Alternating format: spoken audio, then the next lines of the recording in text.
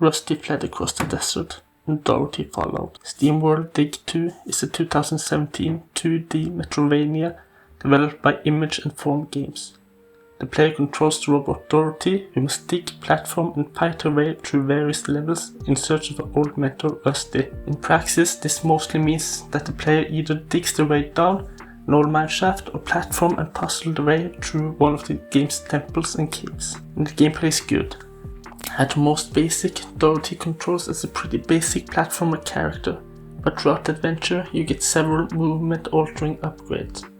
And that progression from walking around to flying your way through levels are well paced and feels good. In general though, this is and stays basic but solid gameplay. Actually, basic but solid is a pretty good way of explaining Dig 2. Combat consists of a simple attack and enemies have clearly defined walking paths and attacks. You get some upgrades to this formula throughout the game, the biggest being a range attack, but the combat never gains much depth. The Metroidvania part of the games means that you at times get to choose the order you complete certain levels, but you come into Dig 2 looking for the deep exploration of more hard-boiled Metroidvanias. This will leave you wanting. This is a Metroidvania light, and so Dig 2 might be a good alternative as Baby's first Metroidvania. Viewing it as such would be an error though. There is more here. This point does lead into one of Dig 2's biggest weaknesses though. It is too easy. I played through the game on normal, only easy and normal are available, and with the arrow pointing you towards the next objective off. I never got lost, and I only died 4 times. And every death came because I was acting stupid, like trying to see how far I could jump along an acidic pool. The game also has some annoyances. Said earlier, one of the core gameplay loops of the game is digging down an abandoned mineshaft.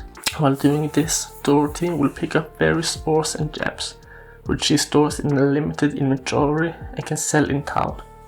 She can then use the funds gained to buy upgrades to her kit. Having to return to town to sell the ore does get repetitive quickly though.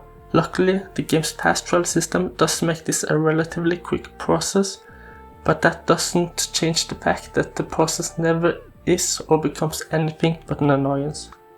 This might seem like a nitpick, and in the grand scheme of the game it probably is, but in an otherwise streamlined game it does stick out like a sore thumb.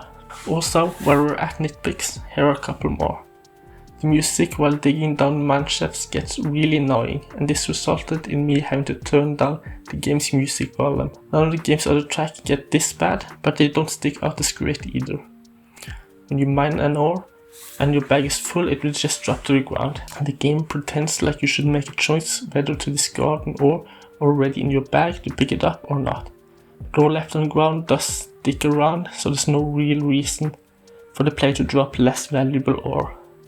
This is very much a nitpick, but the game presenting this objectively worse choice as something you should consider, and even including upgrades to mitigate the loss of discarding ore, really rubbed me the wrong way. This might have been an interesting mechanic, but again, the game's commitment to being forgiving does become a detriment here.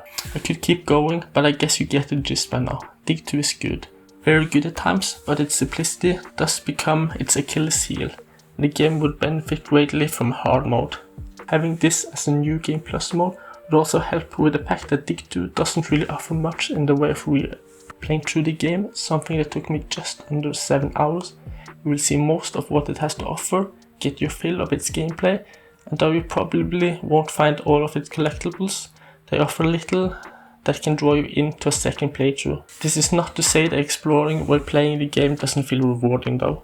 Between mining ore, finding cogs through uncovering hidden areas, or figuring out optional puzzle, looking for artifacts and hidden characters, rewarding you with blueprints, all feel meaningful and encourage you to not just rush through Dig 2's story.